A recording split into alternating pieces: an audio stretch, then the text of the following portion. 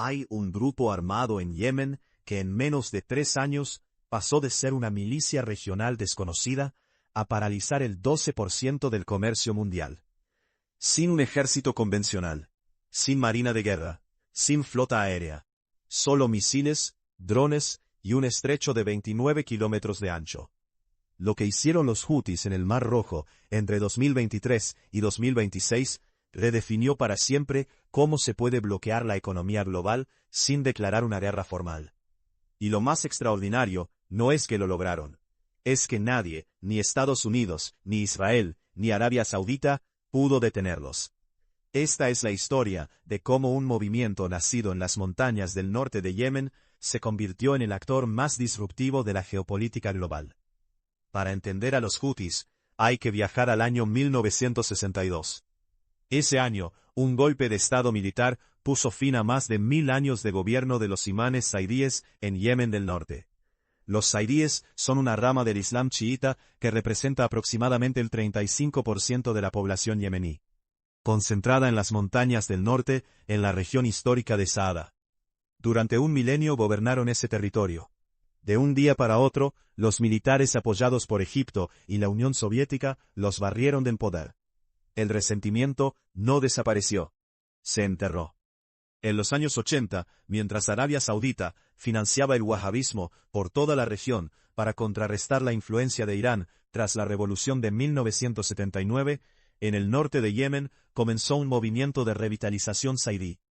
Una reacción cultural, religiosa y política contra lo que percibían como una invasión ideológica saudita. Hussein Badreddin al-Huti fue el hombre que convirtió ese resentimiento en organización política. En los años 90, fundó Ansar Allah, que en árabe significa los partidarios de Dios. Su lema, Dios es grande, muerte a América, muerte a Israel, maldición a los judíos, victoria para el Islam. No era retórica vacía, era un programa. En 2004, el gobierno yemení de Ali Abdullah Saleh lanzó una operación militar para eliminar a Hussein al-Huti. Lo mataron en septiembre de ese año. Pensaron que con la cabeza del movimiento, el movimiento moriría. No entendieron nada. Los Hutis pelearon 6 guerras contra el gobierno yemení entre 2004 y 2010. 6 veces el gobierno declaró la victoria. 6 veces los Hutis volvieron más fuertes. Porque cada guerra los entrenó. Cada conflicto los fortaleció. Cada derrota táctica fue una escuela. Cuando llegó la primavera árabe, en 2011, Yemen explotó. El presidente Saleh, que había gobernado durante 33 años con una mano de hierro, fue forzado a renunciar. Se creó un gobierno de transición. Y en medio del caos político, los Hutis vieron su oportunidad. Entre 2012 y 2014, expandieron su control territorial de manera sistemática. Reclutaron, se armaron, establecieron alianzas. Y el 21 de septiembre de 2014, entraron en Saná, la capital de Yemen, prácticamente sin resistencia. Un movimiento que décadas antes era una secta montañera, controlaba ahora la capital de un país de 33 millones de personas. Arabia Saudita observaba con terror, porque lo que veía en Yemen no era solo un grupo armado. Veía la mano de Irán. La alianza entre Teherán y los Hutis se construyó de manera gradual y pragmática. No fue amor a primera vista ideológico. Fue una convergencia de intereses. Irán necesitaba un frente que pusiera presión directa sobre Arabia Saudita, su enemigo regional. Los Hutis necesitaban armas, entrenamiento y dinero. El trato fue sencillo. Irán entrega capacidades militares. Los Hutis operan con autonomía, pero coordinan cuando los intereses se alinean. Y aquí está el punto que muchos analistas occidentales tardaron en comprender. Los Hutis no son títeres de Irán. Son aliados estratégicos que preservan su independencia. Cuando Teherán les sugirió no atacar ciertos objetivos, los Hutis hicieron lo que quisieron. Cuando Estados Unidos intentó separar a los Hutis de Irán ofreciendo incentivos, los Hutis los rechazaron. Tienen su propia agenda, propios objetivos, sus propias ambiciones. Irán les dio misiles. Pero la decisión de disparar siempre fue de ellos. La coalición liderada por Arabia Saudita intervino militarmente en Yemen en marzo de 2015. Con aviones de combate modernos, artillería pesada y apoyo logístico de Estados Unidos y Reino Unido, Riad prometió una guerra rápida. 9 años después, seguía peleando. El costo fue devastador. Yemen se convirtió en la mayor crisis humanitaria del planeta. Más de 21 millones de personas necesitaron ayuda humanitaria. La ONU estimó que el conflicto causó directa e indirectamente más de 377.000 muertos para 2021. El cólera reapareció a escala epidémica. El hambre se volvió un arma de guerra. Y los hutis, lejos de ser derrotados, aprendieron a combatir contra una potencia militar regional. Aprendieron dónde estaban las vulnerabilidades sauditas. Aprendieron que Arabia Saudita, con toda su riqueza petrolera y sus aviones F-15, no podía derrotar a una guerrilla que conocía cada montaña de su territorio. En diciembre de 2023, los hutis tomaron una decisión que cambiaría la economía global. Comenzaron a atacar barcos comerciales en el Mar Rojo y el Golfo de Adén. La justificación fue Israel, el conflicto en Gaza. Los hutis declararon que atacarían cualquier barco con vínculos israelíes o que se dirigiera a puertos israelíes, hasta que Israel detuviera su ofensiva. Pero muy rápidamente los criterios se expandieron. Barcos con propietarios israelíes. Barcos que habían visitado Israel en los últimos meses. Barcos bajo banderas de países aliados de Israel. En la práctica, cualquier barco grande que cruzara el estrecho de Bab el-Mandeb se convertía en un objetivo potencial. El estrecho de Bab el-Mandeb tiene 29 kilómetros de ancho en su punto más angosto. Conecta el Mar Rojo con el Golfo de Adén. Es la puerta de entrada al Canal de Suez, la ruta marítima más corta entre Asia y Europa. En condiciones normales, el 12% de todo el comercio mundial pasa por ahí. El 8% del petróleo global. Más de 20.000 barcos al año. Cuando los hutis comenzaron a atacar, las navieras más grandes del mundo tomaron una decisión: rodear África. Añadían 14 días de navegación al viaje.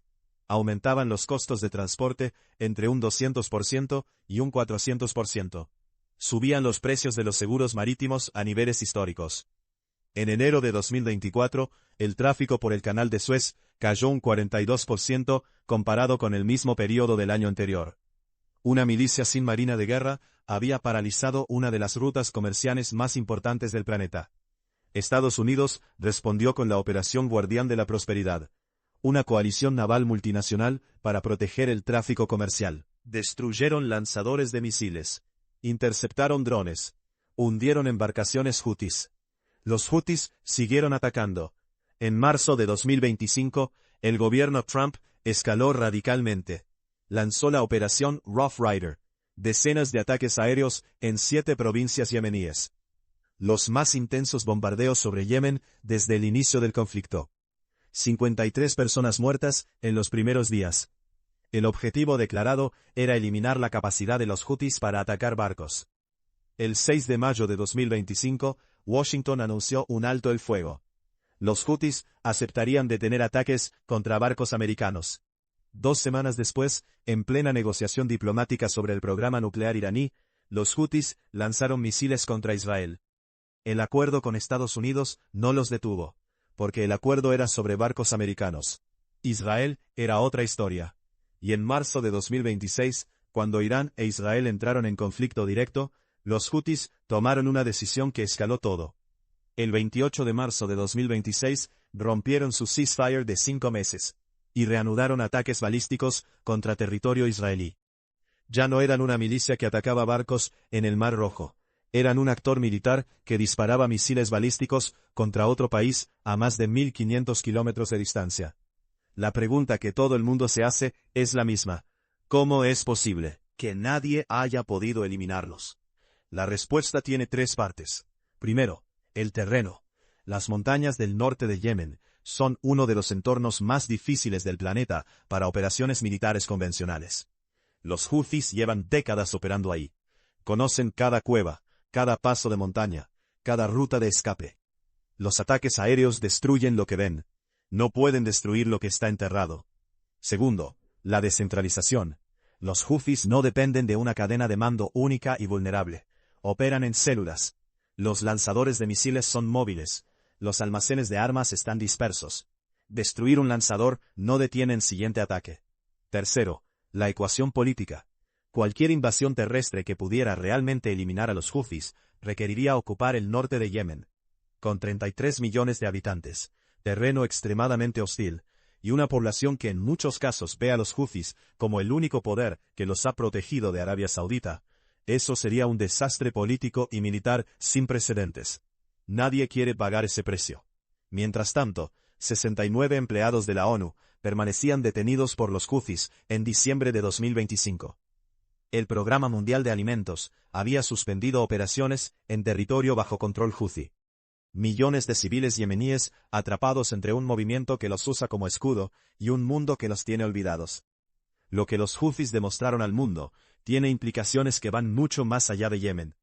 Demostraron que en el siglo XXI, un actor no estatal, con misiles de mediano alcance y drones, puede desafiar indefinidamente a las mayores potencias navales del mundo.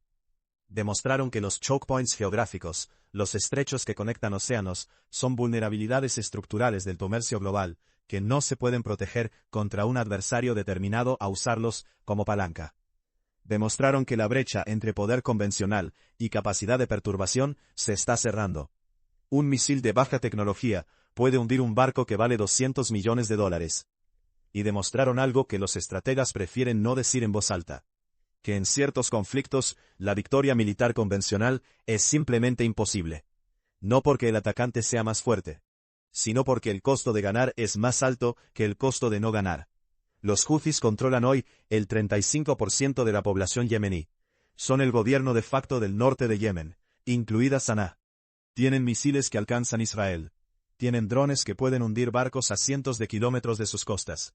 Tienen financiamiento iraní y creciente apoyo de China que se opone a las sanciones occidentales. No van a desaparecer.